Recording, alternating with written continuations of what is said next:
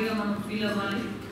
అందరికీ కూడా నమస్కారం తెలియజేసుకుంటూ ఈరోజు ప్రత్యేకంగా నేను మాట్లాడడానికి తీసుకోవడానికి కారణం ఏంటంటే లాస్ట్ ఒక 2-3 వీక్స్ 1 మంత్ యావరేజ్గా మన రైనీ సీజన్ స్టార్ట్ అయ్యి 1 మంత్ నుంచి కూడా ఎక్కడొక్కడ సైక్లోన్స్ ఇష్యూస్తో మనం మ్యాక్సిమం బాధపడుతున్నాం. ఎక్కడొక్కడ మనం ఎలర్ట్గా ఉంటాం. ఆల్ కలెక్టర్స్ అండ్ ఎస్పీస్ అన్ని డిపార్ట్మెంట్స్ వాళ్ళు కూడా ఎలర్ట్గా ఉంటున్నారు. అయితే చిన్న చిన్న నెగ్లిజెన్సెస్ కానీ మనకి ఓవర్లుక్ కానీ వాటర్ మేబీ అలాంటివి కూడా ఉండకూడదు. Especially at the same time last ఒక 15 days నుంచి కూడా 2 సైక్లోన్స్ మనం ఫేస్ చేస్తున్నట్టు. మొన్న ఒక cyclone, at the same time last 31st టైంలో ఒక సైక్లోన్. ఈ 2 సైక్లోన్లు మనం ఫేస్ చేసాము. అట్ ద సేమ్ టైం మనం కూడా కొంచెం అలర్ట్గా ఉండాలనే ఉద్దేశంతోనే మీకు ఒకసారి ఇప్పుడు వీసీ కూడా తీసుకోవడం జరిగింది. ఎస్పెషల్లీ మన 7th and 8th జరిగిన రెయిన్ఫాల్ విషయంలో కొంచెం మేము కూడా అలర్ట్ అయ్యాము. అట్ ద సేమ్ టైం మనకి సీఎం గారు కూడా అర్జెంట్గా నన్ను కూడా ఇక్కడ విశాఖపట్నం ఉత్తరాంధ్ర జిల్లాలో ఒకసారి చూసుకోమని చెప్పి కూడా పంపించడం జరిగింది. ఈ విషయంలో మీ అందరితో కూడా నేను ఫోన్ టచ్లో ఉన్నాను. మ్యాక్సిమం అందరూ కలెక్టర్స్ కూడా ఫోన్ టచ్లో ఉన్నాం. అందరూ కూడా మ్యాక్సిమం ఇన్ఫర్మేషన్ ఇస్తున్నారు నాకు. కాకపోతే ఏంటంటే ఇప్పుడున్న సిచ్యువేషన్లో ఇప్పుడు మనకి వైజాగ్ కలెక్టర్ గారు డీటెయిల్గా మనకు ఒకసారి నోట్ ఇచ్చారు. అట్ ద సేమ్ టైం నాకు తెలిసి అందరు కలెక్టర్స్ కూడా మీ దగ్గర ఆల్రెడీ నోట్ ఉండే ఉంటుంది. మనం ఎంత ప్రికాషనరీగా ఉన్నా కొన్ని సందర్భాల్లో మనకి తెలియకుండానే కొన్ని డిజాస్టర్స్ వస్తున్నాయి. దానికి ఎగ్జాంపుల్ ఒక కేస్ స్టడీలా తీసుకోవాల్సింది మన విజయవాడ ఫ్లడ్. మనం ఇంతవరకు చాలా మంది మనం ఏం చేస్తామంటే సైక్లోన్ ఏరియాస్ అంటే నాకు ఈ బీచ్ ఏరియాస్ ఏదైతే ఉన్నాయో, కోస్టల్ ఏరియాస్ ఏదైతే ఉన్నాయో ఆ ఏరియాస్లో ఉన్న వాళ్ళందరూ కూడా సైక్లోన్ విషయంలో మనం కొంత ఎలర్ట్గా ఉంటాం. కానీ ఫ్లడ్స్ విషయంలోని ఎంతో కొంత కొంచెం ఎలర్ట్నెస్ కొంచెం తగ్గుతుంది. ఎందుకంటే ఫ్లడ్ వచ్చినప్పుడు చూసుకున్నామే ఎంత క్యూసిక్స్ ఆఫ్ వాటర్ ఇన్ఫ్లో వస్తుంది, ఎంత క్యూసిక్స్ ఆఫ్ వాటర్ ఓవర్ఫ్లో అవుతుంది, అవుట్ఫ్లో అవుతుంది. ఈ విషయంలో మనం మాట్లాడతాం. కానీ మన విజయవాడ ఇష్యూని ఒక కేస్ స్టడీగా తీసుకొని ఎవ్రీ కలెక్టర్ చాలా అలర్ట్గా ఉండాలి అని ఒకే ఒక ఉద్దేశంతో మిమ్మల్ని అందరినీ కూడా అలర్ట్ చేయడానికి నేను రోజు మీకు వీసీ తీసుకోవడం జరిగింది. నేను అక్కడ చూసిన సందర్భం కానీ ఇప్పుడు వైజాగ్ కలెక్టర్ గారు చెప్పిన ఇష్యూస్ని కూడా బేరేజ్ చేసుకుంటే నేను ఫస్ట్ కొంత మీతో మాట్లాడిన తర్వాత మీకు ఒకసారి కలెక్టర్స్ అదేవిధంగా ఎస్పీస్ కూడా కొన్ని విషయాలు నాకు ఇన్పుట్ ఇవ్వాల్సిన అవసరం ఉంది. ఎస్పెషల్లీ మనకి లాస్ట్ శ్రీకాకుళం, విజయనగరం, అదేవిధంగా మన్యం, ఏఎస్ఆర్ ఈ 4 districts మన సైక్లోన్ మనం ఫేస్ చేయడం ఒక ఎత్తు. క్యాచ్మెంట్ ఏరియాస్లో ఒడిశా వైపు, ఛత్తీస్గఢ్ వైపు వచ్చిన సైక్లోన్స్ని కూడా కొంచెం మనం అబ్జర్వ్ చేసుకోవాల్సిన అవసరం ఎంతైనా ఉంది. మనకి వచ్చే రిజర్వాయర్స్ అసలు ఎన్ని ఉన్నాయి, ఈ రిజర్వాయర్స్ అన్నీ కూడా బండ్స్ స్ట్రెంత్ ఎంతవరకు ఉంది, అది కూడా నేను పర్టికులర్గా ఏం చెప్తున్నానంటే 0 నుంచి స్టార్ట్ చేయండి. మనం అన్నీ కూడా చూసేసుకున్నామనో లేకపోతే అన్ని మేము ఎలర్ట్గా ఉన్నామో అన్నీ బాగానే ఉన్నాయనో అనుకుంటే కనుక చాలా పొరపాటు అవుతుంది. ఎందుకంటే కంపల్సరీ బండ్ స్ట్రెంత్స్ కానీ, రిజర్వాయర్స్ కానీ, ఇన్ఫ్లో కానీ, అవుట్ఫ్లో కానీ, దాని కెపాసిటీ కానీ, దాని గేట్స్ కానీ ఎలా ఉన్నాయి ఏంటి అన్నది దయచేసి కలెక్టర్స్ అందరూ కూడా ఇరిగేషన్ వాళ్ళతో సపరేట్గా ఒక మీటింగ్ ఏర్పాటు చేసుకొని వాళ్ళకి ఏదైనా అవసరం అవుతుంది. కొన్ని గేట్స్ ఇందాకే మన కలెక్టర్ గారు చెప్పారు, కొన్ని గేట్స్ పాడైపోయినాయండి, ఒక 7 గేట్స్ ఉన్నాయనుకోండి, అందులో 2 or 3 అసలు వర్క్ చేయదు. సో అటువంటి సిచ్యువేషన్స్ ఏదైనా ఉండేటప్పుడు మనకి ఫ్లడ్ ఎక్కువగా వచ్చేటప్పుడు ఆ గేట్స్ వర్క్ చేయకపోతే అక్కడున్న బండ్ మనం మళ్ళీ బ్రీచెస్ అవ్వడం అలాంటి విషయం జరుగుతుంది. అట్ ద సేమ్ టైం మనకి ఏమవుతుందంటే ఒకవేళ అది కొంచెం గేట్స్ కొట్టుకుపోతుంటాయి, కొన్ని చోట్ల గేట్స్ కొట్టుకుపోతుంటాయి because of non maintenance. So అటువంటి సిచ్యువేషన్ ఏమీ లేకుండా దయచేసి కలెక్టర్స్ అందరూ కూడా ఆ రిజర్వాయర్కి ఫ్లడ్ ఫేస్ చేసే విషయంలో కానీ, ఫ్లడ్స్ కానీ, సైక్లోన్ కానీ ఒక ఎస్ఓపి కనుక రెడీ చేసుకుంటే యాజ్ పర్ దట్ మనం ప్రతిసారి మీరు రివ్యూస్ చేసుకోగలేదు, ప్రతిసారి మీరు అలర్ట్నెస్ చేసుకోగలేదు. డిపార్ట్మెంట్ వైజ్గా ఒక ఎస్ఓపి కనుక మనం అలర్ట్ చేసుకొని ఎస్ఓపి కనుక ఇచ్చేస్తే యాజ్ ఆఫ్ దట్ ఓన్లీ వాళ్ళు దానికి రెడీ అవుతారు.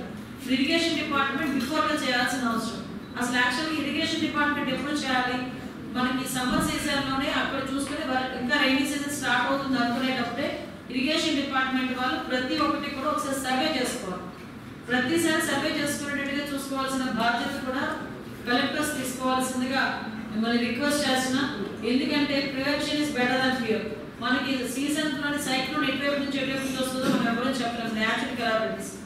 వచ్చిన తర్వాత బండ్స్ స్ట్రెంగ్ అప్పటికప్పుడు ఇసుక బస్తాలు వేసుకోవటమా, లేకపోతే అక్కడ కూర్చొని ప్రజలు జనాలందరూ కూర్చొని ఆ వర్షంలో దానికి కాపలా కాయటమా, ఇవన్నీ పక్కన పెట్టి ముందు ఇమీడియట్ గా మనం మాత్రం మరి అవన్నీ కూడా బండ్స్ స్ట్రెంగ్ చేసుకోవాలి, గేట్స్ స్ట్రెంగ్ చేసుకోవాలి. మీకు ఎక్కడైనా ఉంటే కనుక దయచేసి నాకు ఎంత ఖర్చు అవుతుంది ఏంటంటే ఎస్టిమేషన్ కాపీస్ కూడా మాకు పంపించండి.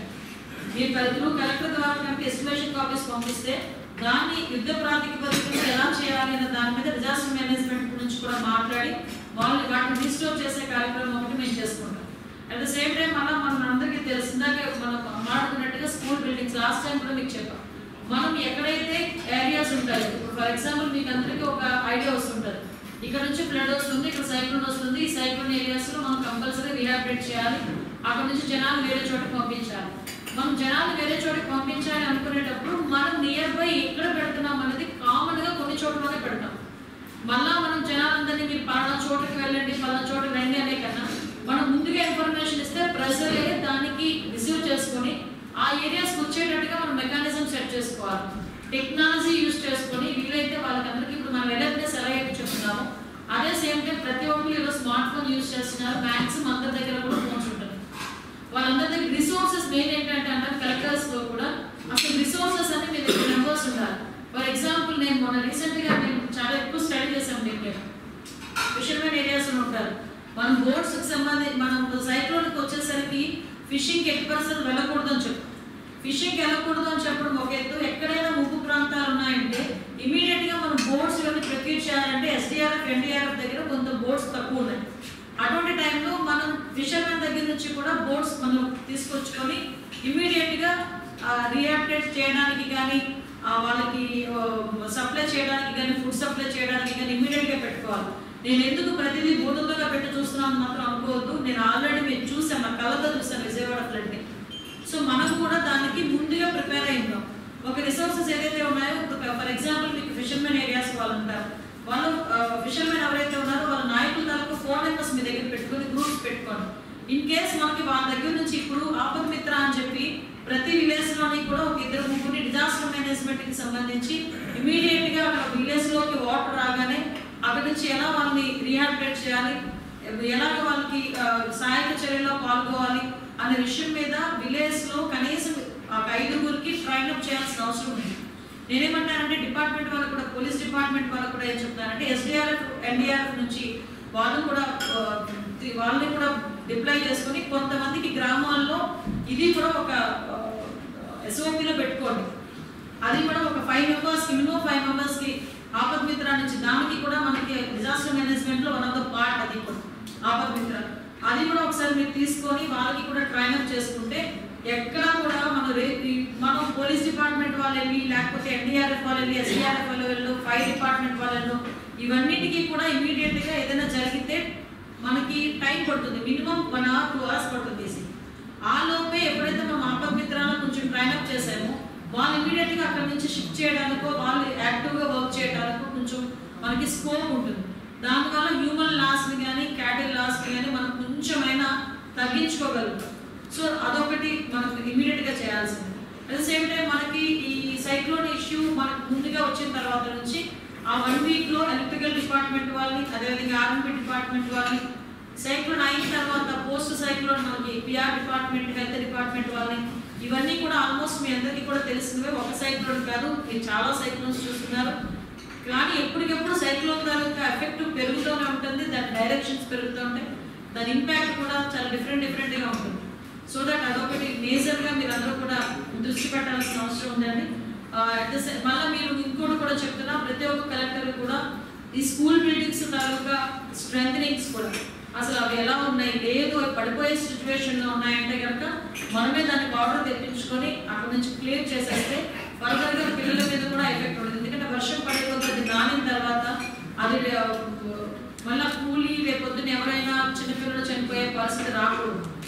సో ప్రతి ఒక్క ఇష్యూ మీద కొంచెం నేను అందుకే మళ్ళీ పర్టికులర్గా చెప్తున్నా, ఒక స్టాండర్డ్ ఆపరేషన్ ప్రొసీజర్ అనేది పెట్టుకుంటే మనం చాలా క్లియర్గా రేపు పొద్దున్న ఏ ఫ్లడ్ వచ్చినా కూడా ఇమీడియట్గా మనం చేయడానికి బాగుంటుంది.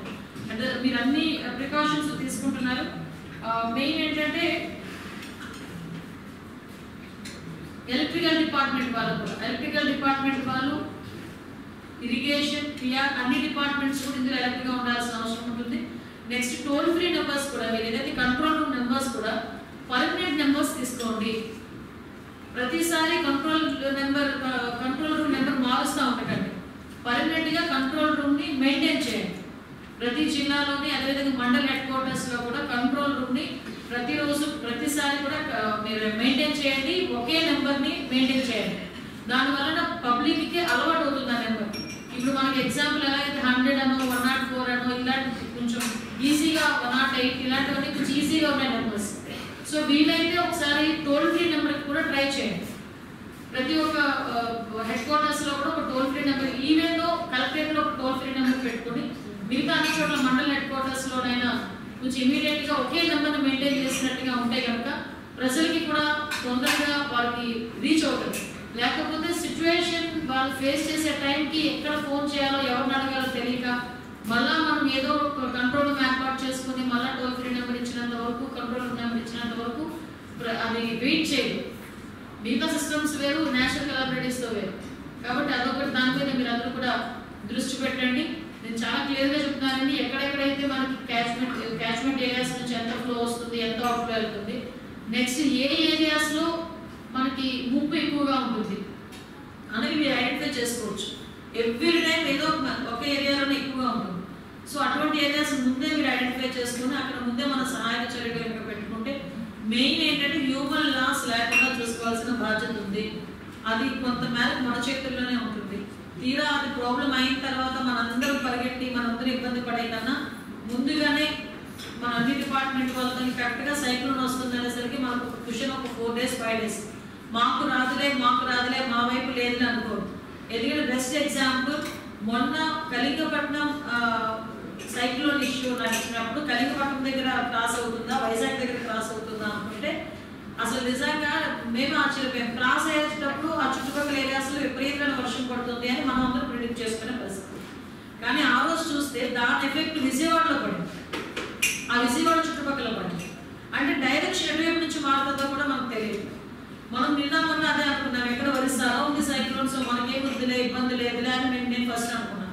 కానీ ఒక 2 days కంప్లీట్గా మనకి విశాఖపట్నం, అనకాపల్లి, ఏఎస్ఆర్, విజయనగరం, శ్రీకాకుళం ఎప్పుడైతే కాబట్టి మనకి ఇన్ఫ్లో అవుట్ఫ్లో మనకి ఇబ్బంది లేదు కాబట్టి వంశధార, నాగావళి దగ్గర కూడా ఆ ఇన్ఫ్లో వచ్చిన తర్వాత యాసిడ్ అవుట్ఫ్లో అయింది కాబట్టి మనకి ఇబ్బంది పడలేము మనం కూడా. సో మనం దేన్ని కూడా లైట్గా తీసుకోవద్దు. అట్ ద సేమ్ టైం నేను డిపార్ట్మెంట్ వాళ్ళకి కూడా నేను క్లియర్గా చెప్పాలంటే హెచ్చరించడమే పోలీస్ డిపార్ట్మెంట్ వాళ్ళకి కూడా. ఎందుకంటే ఈ సిచ్యువేషన్స్లో పొలిటికల్గా కూడా కొంతమంది దీన్ని మ్యాన్ మేడ్ డిజాస్టర్స్ చేయడానికి కూడా చాలా మంది ఉన్నారు. మీరు అలాంటి వాటి మీద కూడా మీరు దృష్టి పెట్టాల్సిన అవసరం ఉంది. ఎందుకంటే మీకు బెస్ట్ ఎగ్జాంపుల్ మొన్న విజయవాడలో జరిగిన బోట్లో మనకి కృష్ణా బ్యారేజ్ దగ్గర బోట్స్ రావడం విషయంలో డిపార్ట్మెంట్ వాళ్ళందరికీ కూడా మీ అందరికీ కూడా తెలిసే ఉంటారు. అలాగనే కాదు ప్రతి చోట కూడా ఎక్కడో ఒకడో చిన్న ప్రాబ్లం ఫేస్ చేయడానికి గంజాయి మత్తులోనే చేస్తాడు, వాడు ఇంటెన్షనల్గానే చేస్తాడు. ఏదో ఒక బ్రీచ్ అలాంటివి ఏదైనా జరిగినా ఎక్కడైనా ఏదైనా చిన్న ప్రాబ్లం రాకుండా చూసుకోవాల్సిన బాధ్యత కూడా మన డిపార్ట్మెంట్కి కూడా ఉంది. కాబట్టి బీ అలర్ట్. అందరూ కూడా మనకి సైక్లోన్స్ వచ్చి ఈ ఏరియా ముఖ్యంగా రైనీ సీజన్లోనే ఎక్కడ కూడా మనం అలసత్వ వద్దు. మీరందరూ కూడా అలర్ట్గా ఉండాల్సిన అవసరం ఉంది. మనకి నాకు ఒక్కసారి విజయనగరం, శ్రీకాకుళం, మన్యం ఏఎస్ఆర్ ముందు ఏఎస్ఆర్ ఒక్కసారి నాకు ఫస్ట్లో ఫ్రెండ్ ఏఎస్ఆర్ ఒకసారి మాట్లాడండి. బోత్ ఎస్పీ అండ్ కలెక్టర్ గారు. 15.7 kilometers of roads affect అయినా పంచాయతీరాజ్ డిపార్ట్మెంట్ సంబంధించి ఒక రోడ్ మనకి స్కరీస్ డ్యామేజ్ అయితే 3.8 kilometers మనం జీవీఎంసీ కూడా రిపోర్ట్ చేయడం జరిగింది. Next these are some of the incidents which we said that wall may fall on them, that risk is there. So next week to 10 days we will be on that exercise to identify these unused buildings and demolish them. GVMC side total urban local bodies affected అయితే 7, municipal school buildings మనం 7 దాకా affect అయినా. ఇక్కడ mostly ప్రాహరీ అన్ని చోట్ల అన్ని school campus లో unused building ఉన్నాయి విచ్ ఇస్ డైలాపిడేటెడ్ స్టేట్. అవన్నీ కూడా ఇక్కడ జీవీఎంసీ నుంచి మ్యామ్ ప్రతి వార్డు 98 వార్డు కూడా మనకి టీమ్స్ ఉన్నాయి మ్యామ్. మన vehicles also ma'am. They will reach to a place immediately when there is a information on tree falling on the park. Cumulatively 130 millimeter 13 centimeter rainfall we had recorded చేపిస్తున్నాం వాళ్ళకి. Suppose water down stream వదులుతున్నాం అంటే అదేవిధంగా some place వాళ్ళు yes sir, we have 3 revenue divisions, Padev division, Chintur division and Ramachoda division. From last 3 days from that we had recorded especially night yesterday from stations which have been deployed in this district right back from 3 time. 114 only 60 are working now. Total forecasting system it will give us much more accurate data so that we can predict the disaster much better.